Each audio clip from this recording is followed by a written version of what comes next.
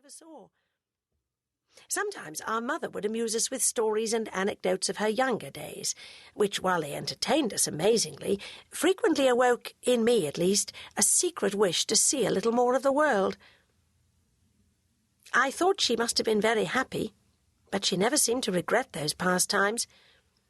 My father, however, whose temper was neither tranquil nor cheerful by nature, often unduly vexed himself with thinking of the sacrifices his dear wife had made for him, and troubled his head with revolving endless schemes for the augmentation of his little fortune for her sake and ours.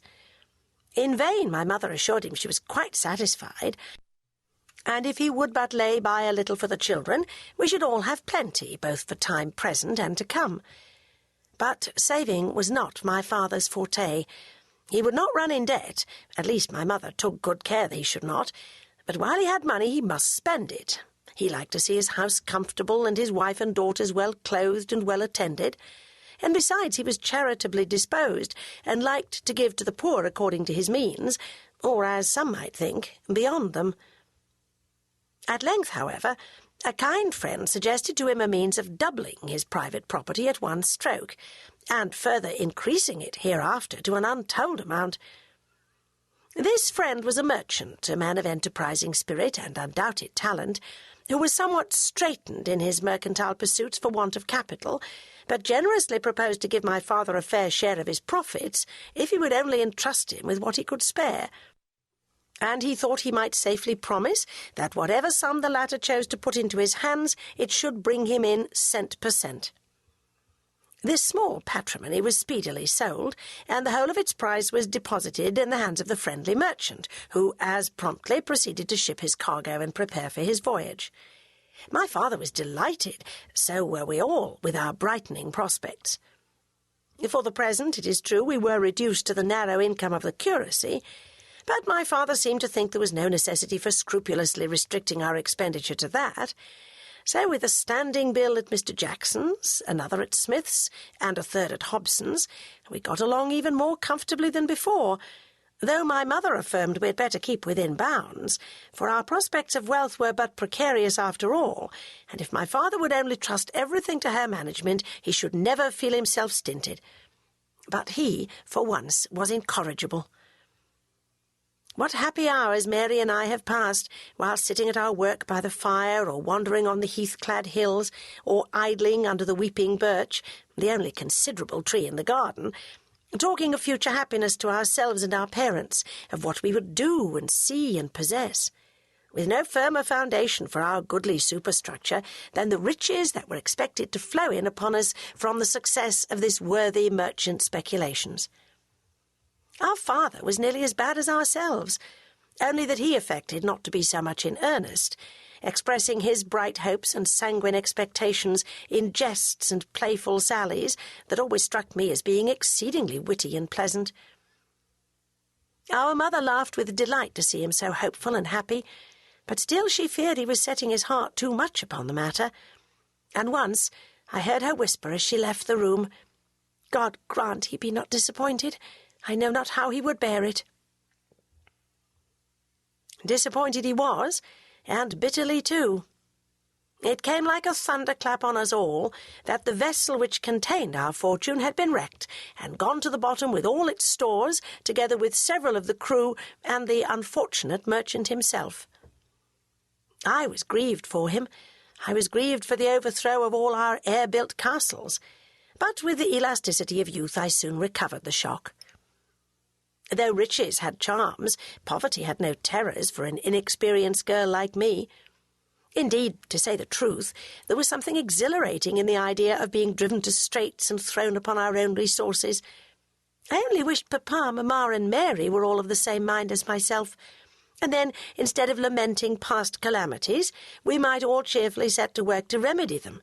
And the greater the difficulties, the harder our present privations, the greater should be our cheerfulness to endure the latter, and our vigour to contend against the former.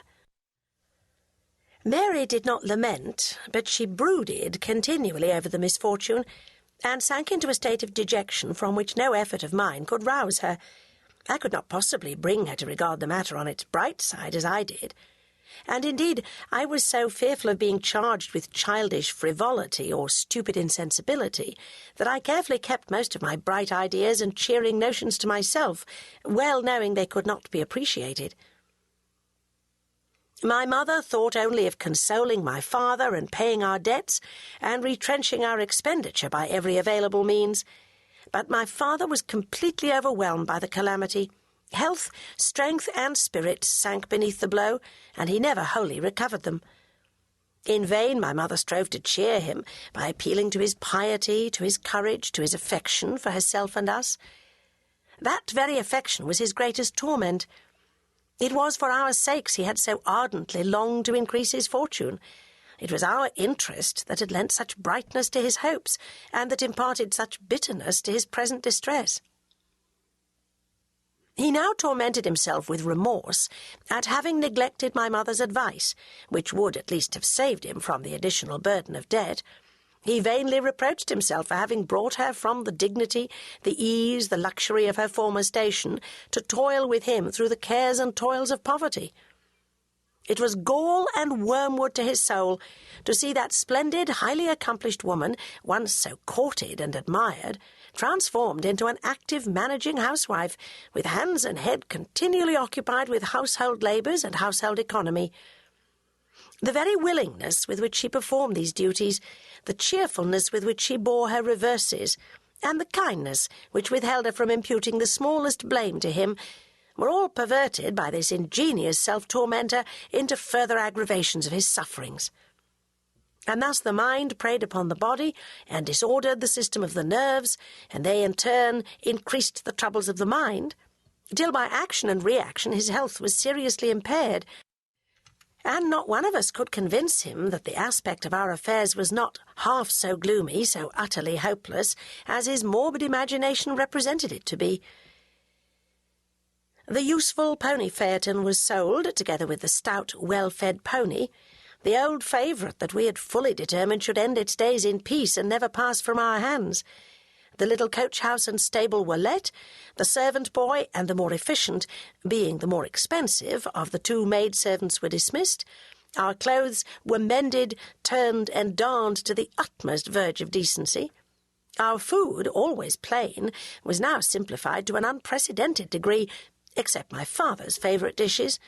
Our coals and candles were painfully economized, the pair of candles reduced to one, and that most sparingly used, the coals carefully husbanded in the half-empty grate, especially when my father was out on his parish duties or confined to bed through illness. Then we sat with our feet on the fender, scraping the perishing embers together from time to time, and occasionally adding a slight scattering of the dust and fragments of coal just to keep them alive. As for our carpets, they in time were worn threadbare and patched and darned even to a greater extent than our garments. To save the expense of a gardener, Mary and I undertook to keep the garden in order, and all the cooking and household work that could not easily be managed by one servant girl was done by my mother and sister, with a little occasional help from me. Only a little, because though a woman in my own estimation, I was still a child in theirs. And my mother, like most active, managing women, was not gifted with very active daughters. For this reason, that being so clever and diligent herself, she was never tempted to trust her affairs to a deputy, but on the contrary was willing to act and think for others as well as for number one.